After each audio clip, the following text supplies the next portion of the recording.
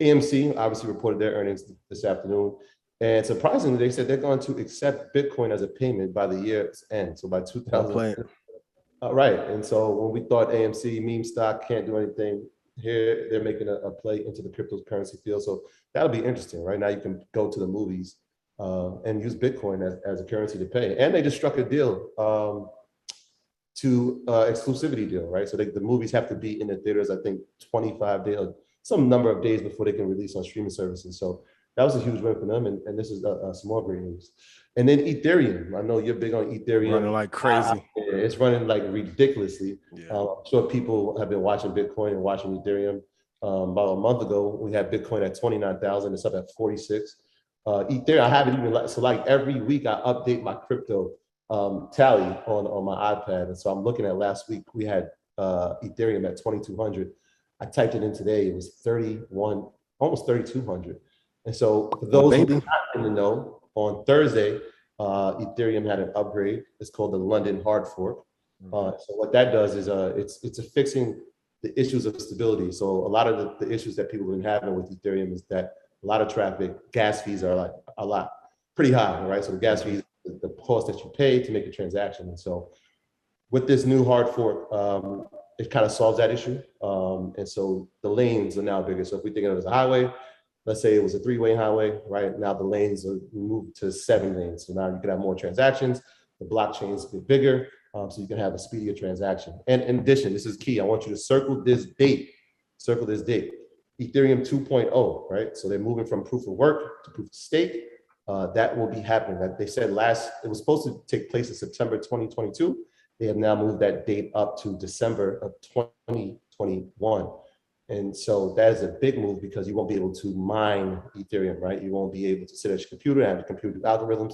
You actually, when it's proof of work, you actually have to have a stake, meaning you have to have Ether in order for the transaction to play. So you're putting your stake up, obviously, proof of stake, to complete a transaction. And so we saw that with that news, and obviously we see that Ethereum is on a run, and I see all types of crazy projections, the 80,000, 100,000. And so I told Shadi today, I was like, look, I got the signal. And so my signals have hit buy, and I'm like, okay, it might be my time to add to the Ethereum portfolio. So go ahead, Ian. I'll let you. For those of you who want to get a good grasp, if you look at /ETH in Thinkorswim, you can look at Ethereum futures, give you some good insight. But yeah, my price in 18 months is 62.70.21.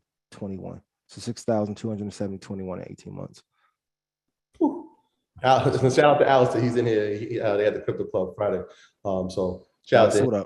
Yeah, Alistair is the man. So he breaks down things in such a simplified way because obviously cryptocurrency is a very complicated place and you can get lost. Even for us, it's like every day there's something new that's happening. So we have to continuously learn and update our Rolodex when it comes to the space. IBB is also on fire recently. Another company I'm invested in, and we spoke about a few times on Market Mondays. Biotech industry, and I think it was $4 today. It's been on a nice run. You get some big gains for a conservative investor. Good job. So you might want to keep that on your watch list, or other biotech funds if you're interested. Also, in addition, and we said this a couple of months ago, but when we see the cryptocurrency field rise, obviously there's ETFs that you can get into, and obviously we said block. And I think I said it on our group chat that I got in it at the wrong time, but I'm in the position. Block obviously is up 13% over the past week, and DAPP, another one of these cryptocurrency ETFs, is up 24% over the past week. And so both inside of those, you have companies like Square, Coinbase, MicroStrategy, Riot. A lot of people have invested in these in singular positions, but if you want to, save yourself the exposure, this is a safe way to be in the space with a little bit of protection. So DAPP and Block are two, I guess, I could say cryptocurrency ETFs. Yeah, I see you're already calculating the prices. Go ahead, give it to them. Yeah, what prices did you get in the Block? So hold on a sec. It's on my computer. You're gonna be good though. Yeah. I have it long term, but I was down on it. Oh, I could actually do it for my 4, 5, 6. Yeah, they've had 6 positive quarters. Yeah, you'll be good. I mean, if you guys want a price, 41.17 is decent. If it gets to 33.68, I'll be elated. That would be like a low to bow price. But yeah, if you got in, even in 50s, you'll be good. Give it like end of year, we should be at 63. Yeah, I actually did a call for $70 for December. Oh, you'll be good. Yeah, and Dan said he's averaging. I think Dan said he's averaging at $25. Damn. Shout out to the Ernest that's killing that. Yeah, shout out to Dan. He's in the chat going crazy. Yeah. You want to open it up? Yeah, let's get some questions. Let's do it. I see some new name right here. DJ Singh, we coming to you. Unmute yourself. You've been unmuted. What's going on? Oh man, can you hear me? Yeah. Yes. Oh man, I'm really on EYL, man. That's crazy. Shout out to y'all. I've been listening since April of 2020. Yo, you got that deep Pop Smoke voice. I see you. Anyway, man. So I'm gonna break down what it is. So this question might be all over the place. So what I do is I don't teach, but I encourage people to invest because I'm not a financial advisor. And I've gotten like 4 people to invest so far.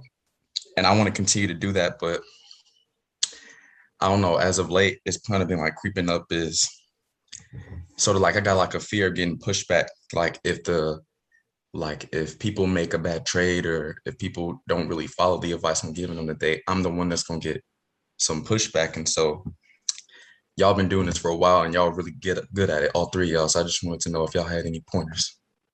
Yeah, I don't. Go ahead, Rashad. I think the first thing is to, I mean, it's a good question because that's why even to this day, I'm very leery about the advice that I give people, even like friends, family, like they'll hit me like, I got $5,000. What should I do? And I'm like, I don't know what you should do. Like, you know what I'm saying? That's a great answer. Like to make an investment and then it doesn't go the way that they expected it to go, and then they blame me. I never want to lose anybody money. So first thing I would do is I would encourage everybody to make decisions for themselves, educate them on investing fundamentals, but I would stay away from giving them picks. Mm-hmm. I would stay, that's just my own personal opinion, because you don't want to be responsible for somebody else's money, especially if you're not a fiduciary. That's just not a road that you want to go down. That's just my opinion. And then the second thing is I would, just lead by example. You don't necessarily have to tell them, but, if you can kind of talk to them like, look, this is the play that I'm making. I'm not saying that you should do this, but, let's just see how this works out for me. I did that with crypto. When we first got into crypto in 2017, we had a group chat. All of my friends, Troy, Mike, a lot of guys that you see us with now, Earning Alicia. And I was the first one to invest in crypto. And I put like $6,000 and I put $3,000 in Bitcoin. I put 2,000 in Litecoin, and I put 1,000 in Ethereum. No, 2,000 Ethereum, 1,000 Litecoin. So I told them like, look, I'm not telling y'all to invest in this, but this is what I'm doing. I'm still learning about the space. If y'all interested, this is just what I'm doing. And then, they all ended up investing in cryptocurrency, but I didn't tell them to invest in that. I just let them know what I did. So that would be my advice. But yeah, you definitely want to be careful. Yeah, I think that he nailed it. It's really just leading by example. Even if you listen to the things that we say, most of the times we'll tell you what we're actually doing, not that you should. These are the things that we're investing in. Because a lot of times people feel very cautious, they feel apprehensive about doing things. And so if you see somebody do it and have success, you're more likely or inclined to do it. And so we're very careful about that. And even in our group chats, this is what we're doing. These are the plays that we're making. Not to saying that you have to, because everybody's situation is different, but it's just like, it's a form of guidance without actually saying, do this. My graduates from my school being Forbes, bag drop. Bag drop. A mic drop, bag drop. Bag drop.